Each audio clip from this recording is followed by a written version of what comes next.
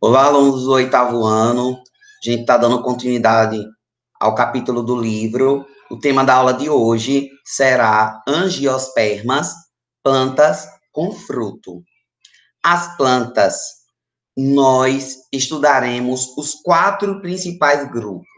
Nós iremos estudar do grupo de plantas mais complexo para o grupo de planta menos complexo. O grupo de planta menos complexo é briófitas, depois pteridófitas, depois gimnospermas, depois angiospermas. O grupo de plantas que nós iremos estudar hoje é angiospermas. Qual é a característica que a angiosperma possui que nenhum dos outros 3 grupos tem?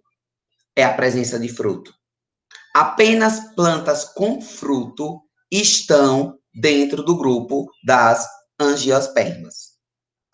Mas nós iremos analisar 3 características principais das angiospermas, que é a presença da flor, a presença do fruto e a presença da semente. A flor, ela é folhas modificadas. É a flor que a gente considera a estrutura de reprodução de uma planta. A flor é nela que vai acontecer o que a gente chama de reprodução sexuada. E é a flor que vai dar origem ao fruto e à semente. Se você observar, quando você olha um pé de goiabeira, por exemplo, que é um angiosperma, que ele estiver todo florido, significa que com poucos dias, aquele pé de goiaba, ele estará repleto de goiabas.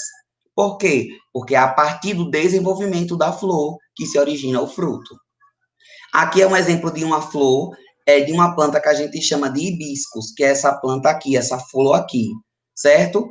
Mostrando todas as estruturas, né, de uma flor. Eu tenho um pedúnculo, que é isso aqui que liga ao galho, tá? Eu tenho o que a gente chama de receptáculo, que é isso aqui, que vai unir a pétala e a sépala o pedúnculo. A sépala é essa parte verdezinha que fica abaixo da pétala. A pétala, que é essa parte amarelada, que na maioria das vezes ela é colorida para poder atrair o polinizador. Eu tenho o gineceu e tenho o androceu, certo? Justamente dentro desse carpelo é onde vai estar os gametas, né? O que a gente chama de gameta masculino e gameta feminino. Gameta masculino, androceu, gameta feminino, o gineceu. Ao que a gente tem mostrando a funcionalidade de cada estrutura da flor. A gente tem o pedúnculo, né, que vai prender a flor ao galho, como eu falei, o receptáculo floral, que é onde estão inseridas a flor, a corola, que é onde estão as pétalas, o cálice, que é o conjunto de sépalas, gineceu, que é o órgão reprodutor feminino, e androceu, o masculino. Esse aqui é a estrutura reprodutora masculina, que é o que a gente chama de androceu. O androceu, né, que eu tenho aqui a antera e tenho aqui o filete, que está justamente no androceu. Já o gineceu é essa estrutura onde vão estar, na verdade, o ovário, onde vai estar, né, o óvulo. Lógico que o ovário vai dar origem ao óvulo. Então, um beija-flor, por exemplo, quando ele está fazendo o processo de polinização, ele vem com o bico dele e insere dentro desse estigma para que o grão de pólen do gameta masculino ele seja inserido no óvulo que é, na verdade, o gameta feminino da planta. A flor ela pode acontecer o que a gente chama de fecundação, autofecundação, né, que é um tipo de reprodução sexuada, onde eu tenho uma flor que ela pode ser hermafrodita, que onde ela pode fecundar ela mesma. Essa flor hermafrodita, ela vai ter tanto gameta masculino e feminino, gineceu e androceu. Eu tenho uma flor que ela pode ser feminina, assim como eu posso também ter uma flor que a gente chama de flor masculina.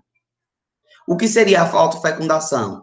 A planta ela vai conseguir se reproduzir sozinha. É quando na flor ela vai ter os 2 gametas, o gineceu e o androceu, e ela vai realizar, ela vai fecundar, na verdade, ela mesma, tá? A gente tem na reprodução sexuada, através da autofecundação, a variabilidade genética, né? E o que seria essa variabilidade genética? É a possibilidade que tem das plantas que forem originadas não serem clones da mãe, porque vai ocorrer essa variação, visto que vão existir gametas de plantas diferentes ocorrendo, né, ali naquela flor.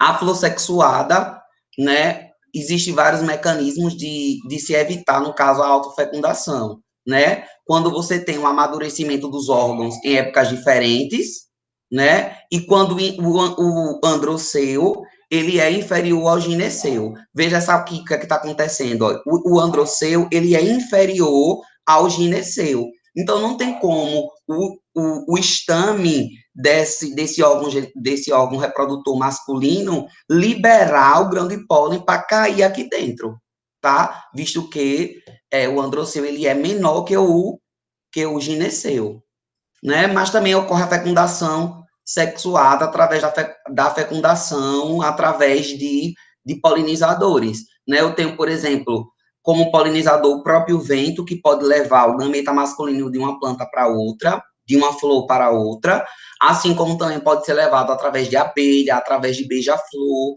A abelha é um inseto, beija-flor é uma ave, e como também através de mamíferos, né? Mamíferos que se alimentam de vegetais, de frutos, eles tendem a também fazer o processo de fecundação das plantas, tá? Quais são os mecanismos que podem facilitar a polinização? Que a gente chama de inflorescência, né? Na verdade, a inflorescência, ela é o conjunto de pequenas flores que crescem muito próximo uma da outra. Então, é muito mais fácil a polinização ocorrer quando você tem flores, né, vivendo próximas uma da outra. Como exemplo, a gente tem o pinheiro manso, o girassol, a margarida. Outra forma também de facilitar a polinização, né, as anteras volumosas, como, por exemplo, o dragoeiro, a flor de arroz, a flor de capim. Veja que isso aqui, na verdade, são anteras que são tão evidentes, né, que vai possibilitar ter essa facilidade do vento realizar esse processo de polinização. O que é que eu digo quando eu digo que ocorreu uma fecundação? Quando ocorreu a união do gameta masculino com o gameta feminino, que nesse caso seria a oosfera. Nesse momento aqui está acontecendo, sim, um processo de fecundação. O estame, ele está caindo, sim, dentro do tubo polínico, indo de encontro ao óvulo. Nessa situação, a gente tem aqui um exemplo de fecundação. Mas, ao mesmo tempo, existem vários tipos de reprodução assexuada. Lembrem que lá na sexuada eu tenho uma presença de gametas. Aqui eu não tenho uma presença de gametas. E o agricultor, ele gosta muito desse tipo de reprodução assexuada, porque é uma reprodução que ocorre de forma mais facilitada, vamos dizer assim. Por isso tem tanto interesse econômico nesse tipo de reprodução. Eu tenho como exemplo a estaquia, a mergulhia, a alporquia e o enxerto. Eu só vou dar exemplo para vocês da estaquia, que inclusive não tem nem no livro, certo? O que é a estaquia? Gente, é você pegar pedaços da planta, que a gente chama de estaca, criar mudas e depois plantar essas mudas. É o que está mostrando aqui na imagem. E tem a mergulhia, né? A mergulhia, gente, ela acontece quando ocorre a reprodução, quando o caule ele é muito flexível. Então, veja que essa planta, o caule ele é tão flexível que ele vai para debaixo do solo, cria raiz, germina e dá origem a uma nova planta. Esse exemplo aqui é chamado de mergulhia, né? Como se o caule da planta do caule flexível de uma planta, ele é tão flexível que ele mergulha no solo, cria raiz e gera uma nova planta. O nome desse tipo de reprodução é chamado de mergulhia, uma reprodução que a gente diz que ela é assexuada. Agora a gente vai entrar no fruto, né? Então, gente, o que é o fruto? Fruto é o ovário da planta que se desenvolveu, tá? Então, a planta, ela só vai dar origem a um fruto se o ovário dela for desenvolvido. Se o ovário da planta ele não se desenvolveu, é impossível dar origem a um fruto. Qual é a função principal de um fruto? Proteger a semente. Então, o embrião, que é a semente, ele será protegido, né, através do fruto. Aí eu tenho aqui, né, as estruturas de um fruto. Preste muita atenção nisso, que a atividade prática que vocês vão desenvolver será baseada nas estruturas de um fruto. Veja, o fruto, ele tem 3 regiões. eu tenho o epicarpo, o mesocarpo e o endocarpo. O que seria o epicarpo? Gente, o epicarpo seria a parte mais externa do fruto. O mesocarpo seria a parte do meio. E o endocarpo seria a parte mais interna. Não é a semente, tá? O endocarpo. O endocarpo é a região que, na maioria das angiospermas, é a localidade onde você encontra a semente, tá? Mas a gente tem que o fruto é o ovário da planta que se desenvolveu. E o que é o pseudofruto? É aquele fruto que foi desenvolvido de outra parte da flor, mas não foi o ovário.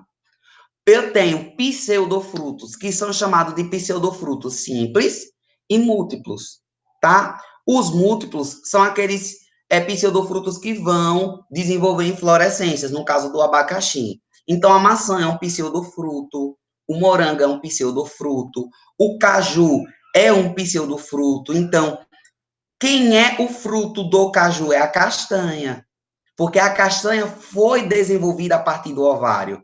Mas a parte comestível do caju não é um fruto, é o que a gente chama de pseudofruto. Eu sei que é um pouco estranho comentar isso com vocês, porque a gente está acostumado a achar que a parte carnosa do caju é o fruto, né? Mas biologicamente falando, não é. É um pseudofruto. Eu tenho também os pseudofrutos múltiplos, né? Que é o caso, gente, ó, do abacaxi, é o caso da amora. Cada gominho desse aqui, tá vendo? É um fruto, certo? Que junto formam pseudofrutos múltiplos, o que a gente chama de inflorescências.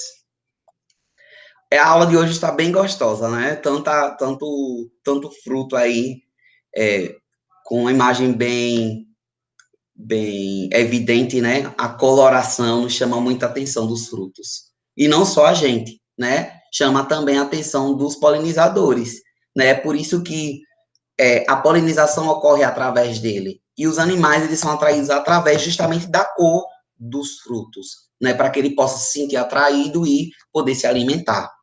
Gente, mas a gente também tem um fruto que é chamado de partenocárpico. O que seria um fruto paternocárpico? Gente, é o fruto que vai ser desenvolvido a partir de um óvulo que não foi fecundado. Esse fruto, ele não tem semente. Existe uma espécie de fruta de uva, né, que é chamada uva Thompson, que é formada a partir de um fruto partenocárpico, tá? E a banana ela não se desenvolve a partir de um óvulo que foi fecundado. Nessa situação, a gente diz que é um fruto paternocárpico. Então, a gente viu fruto que é desenvolvido do ovário da flor, pseudofruto, que é um fruto que foi desenvolvido de outra parte da flor, mas que não foi do ovário, e temos o fruto partenocápico, que é o fruto que se desenvolveu a partir de um ovário que não ocorreu a fecundação. Existem frutos carnosos e existem os frutos que a gente chama de secos, tá? O que seriam os frutos carnosos? Pessoal, o fruto carnoso, ele se divide em dois tipos, baga e drupa. Quando eu digo que um fruto carnoso é chamado de baga, quando ele tem uma ou mais sementes livres. Então, a goiaba, ela tem várias sementes livres, o tomate várias, o melão, a laranja, o mamão, a uva, tudo isso são bagas, tá? A jaca, por que a jaca a gente diz, me deu um bago de jaca? Justamente por causa disso aí. A jaca é um fruto que está dentro do grupo dos frutos carnosos da baga, tá? A gente tem também a drupa. A drupa é quando eu só tenho apenas uma semente, tá? E esse fruto, o pericarpo dele é que vai ser comestível. Aí eu tenho pêssego, eu tenho ameixa, eu tenho uma azeitona, eu tenho uma manga, só tem apenas uma semente. Nessa situação, a gente diz que é um fruto carnoso duro, tá? Temos também o fruto seco. O fruto seco possui o pericarpo duro, com aspecto e consistência de madeira. Aí eu tenho o fruto seco dehiscentes e tenho os frutos secos indehiscentes. O que seria um fruto seco indehiscente? Eles não se abrem. Por exemplo, o dente de leão, o fruto do girassol, eles são frutos secos que eles não conseguem se abrir. Os frutos secos dehiscentes, eles já conseguem se abrir.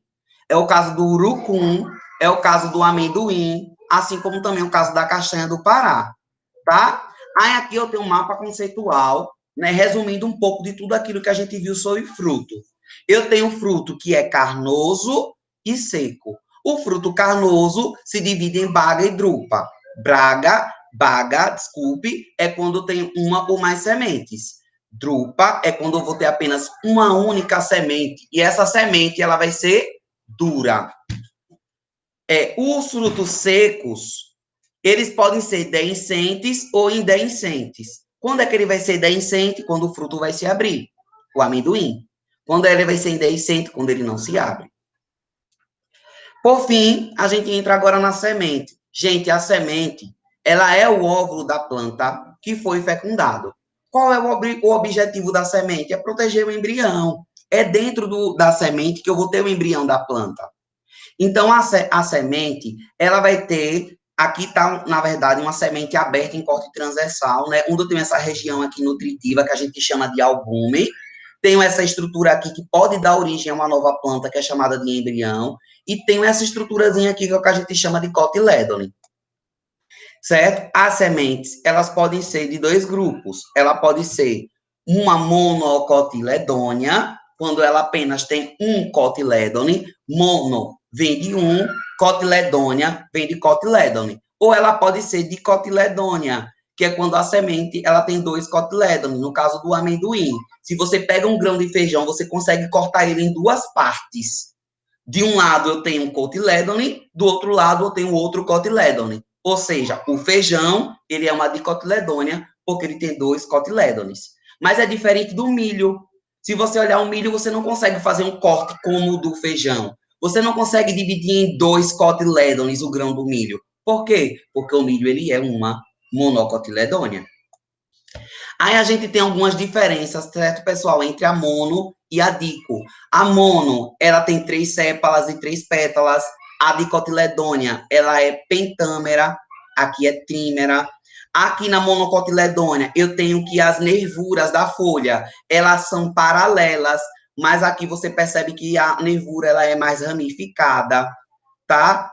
O caule da monocotiledônia em forma de rizoma ou de colmo, mais a da dicotiledônia em forma de tronco. A raiz da monocotiledônia, ela é em forma de cabeleira, fasciculada. A raiz da dicotiledônia, ela tem uma raiz principal e da principal sai as secundárias. Então, aqui está fazendo uma comparação, né? De um lado eu tenho a monocotiledônia, do outro lado eu tenho a dicotiledônia. Esse quadro é um quadro comparativo, né? Mostrando justamente o que eu acabei de explicar. É através da semente que o processo de que ocorre? Germinação. O que seria a germinação?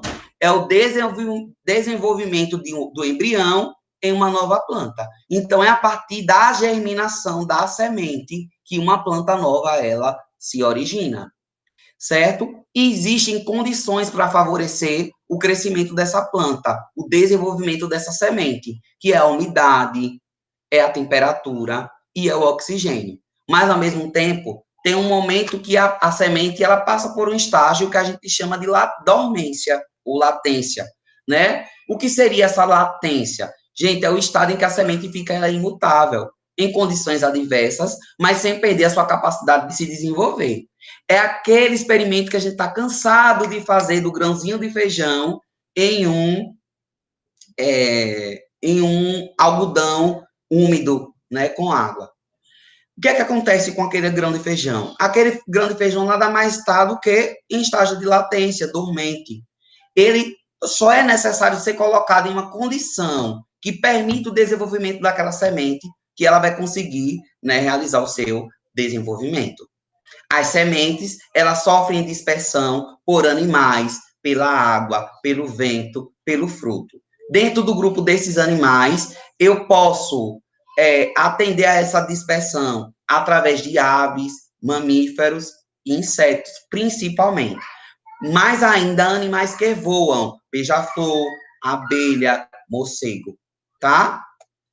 Por fim, eu concluo a aula de hoje. Eu passo a atividade para vocês da página 138 até a 141 do livro didático.